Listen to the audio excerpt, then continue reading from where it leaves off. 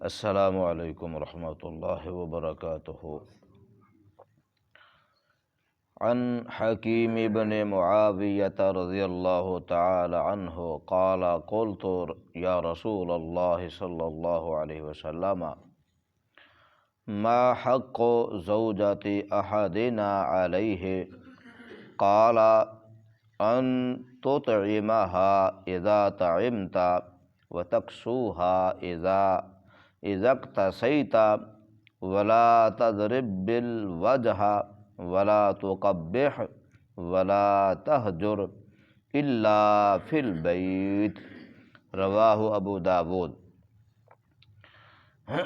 حدیث پاک سے یہ خاوند کا بیوی کے ذمے حقوق سیدنا حکیم بن معاویہ رضی اللہ عنہ بیان کرتے ہیں کہ میں نے عرض کیا یا رسول اللہ صلی اللہ علیہ وسلم، ہم میں سے ہر ایک پر اس کی بیوی کے کیا حقوق ہیں؟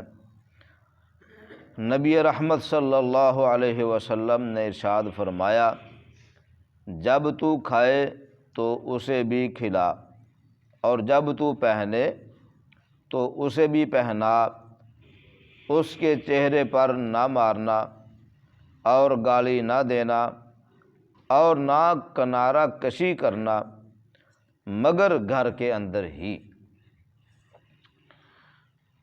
فرمایا جس طرح خاوند خود کھانا پسند کرتا ہے، کھاتا ہے، پیتا ہے، اسی طرح اپنی بیوی کو بھی کھلائے۔ یہ بیوی کے خاوند کے ذمے حقوق ہیں۔ فرمایا جس طرح خاوند کا جی چاہتا ہے اچھے کپڑے پہنو، اسی طرح اپنی بیوی کو بھی اچھے کپڑے پہنائے۔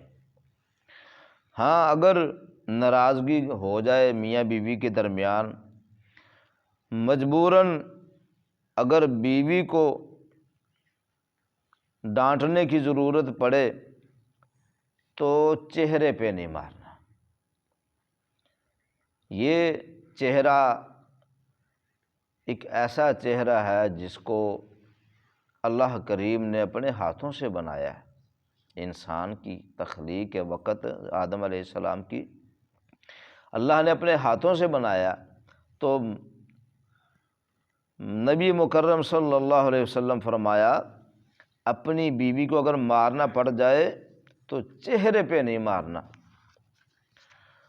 اور اسے گالی بھی نہ دینا، بےہودہ گالیاں نہ بکنا اور بدصورت نہ کہنا۔ جیسے کہتے ہیں نا،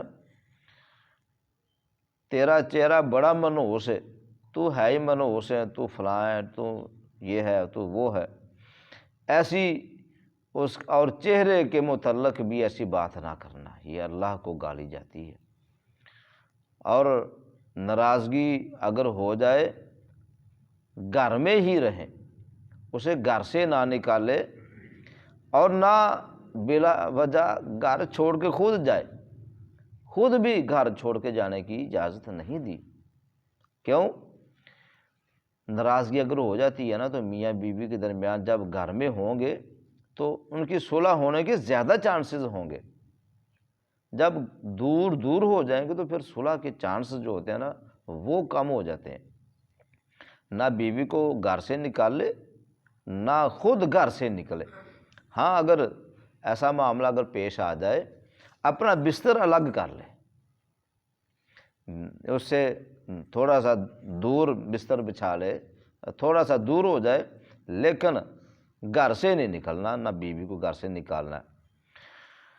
اللہ اکبر۔ رسول اللہ صلی اللہ علیہ وسلم نے ایسا اخلاق پیش فرمایا ہے کہ آپ علیہ الصلاۃ والسلام پوری زندگی میں کبھی بھی بیوی کو اور خادم کو اور سواری تک کو نہیں مارا۔ سبحان اللہ۔ ہاں، اجازت دی ہے، لیکن فرمایا بوقت ضرورت مناسب ضرب کے ساتھ مار لو، اس کی اجازت ہے، لیکن بے تحاشا تشدد کرنا، ہاں بہت زیادہ ظلم کرنا، اس سے بھی منع فرمایا ہے۔ تو اس لیے ایسی احادیث پڑھنے کا، سننے کا، سنانے کا یہی ایک مقصد ہے کہ ہماری اصلاح ہو جائے، ہمارے اندر جو کمیاں ہیں، ہمارے اندر جو کوتاہیاں ہیں وہ ہم دور کریں، ہم اپنے اخلاق کو بہتر کرنے کی کوشش کریں۔ میاں بیوی کے درمیان جو محبت ہوتی ہے نا، حضرت عثمان غنی رضی اللہ تعالی عنہ اور آپ کی بیوی ام رقیہ، غالباً چونکہ نبی مکرم صلی اللہ علیہ وسلم کی یکے بعد دیگرے 2 بیٹیاں آپ کے نکاح میں آئیں، تو غالباً انس آپ کے خادم تھے رضی اللہ تعالی عنہ، تو بھیجا، بچے تھے نا، تو بھیجا گھر میں جاؤ دیکھ کے آؤ عثمان کس حال میں ہے۔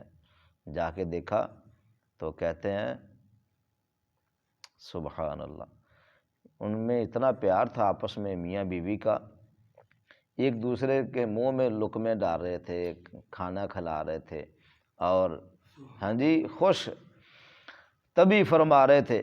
تو آئے واپس آ کے فرمایا میں نے ایسے دیکھا جیسے فرشتوں کی جوڑی تھی۔ ہاں جی، تو آپ علیہ الصلوۃ والسلام پھر فرمایا انس کیا کہا؟ کہتے ہیں میں نے دیکھا وہ تو ایسے لگتا جیسے فرشتوں کی جوڑی تھی۔ نبی مکرم صلی اللہ علیہ وسلم بہت خوش ہوئے، دعائیں دیں۔ تو اسی طرح میاں بیوی کا جو پیار محبت آپس میں ہوتا ہے نا، اللہ بھی عرش پہ مسکراتے ہیں۔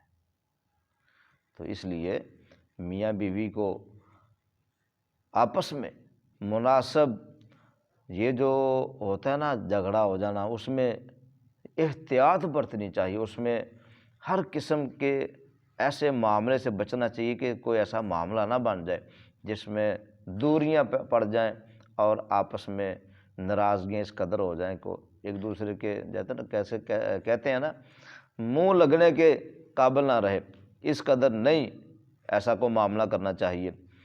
ہاں یہ جو حدیث کے راوی ہیں سیدنا حکیم بن معاویہ رضی اللہ تعالی عنہ، ان کی نسبت نمیری ہے اور آپ کے صحابی ہونے میں اختلاف ہے، اور زیادہ تر جو صحیح بات ہے وہ آپ کے تابعی ہونے کی ہے۔ یہ تابعی اس کو کہتے ہیں جس نے ایمان کی حالت میں صحابی کی زیارت کی ہو، اور صحابی اس کو کہتے ہیں جس نے ایمان کی حالت میں اللہ کے محبوب پیغمبر صلی اللہ علیہ وسلم کی زیارت کی ہو، اور جس نے یہ زیارت کر لی، دیدار کر لیا، اس پہ جہنم کی آگ حرام ہے۔ بلکہ میں پڑھ رہا تھا کہ ایک یہ جو صحابی ہے نا، صحابی کو جس نے ایمان کی حالت میں دیکھ لیا اس کے اوپر بھی اللہ جہنم کی آگ حرام فرما دیتے ہیں۔ دعا ہے اللہ کریم ہمیں عمل کی توفیق عطا فرمائے۔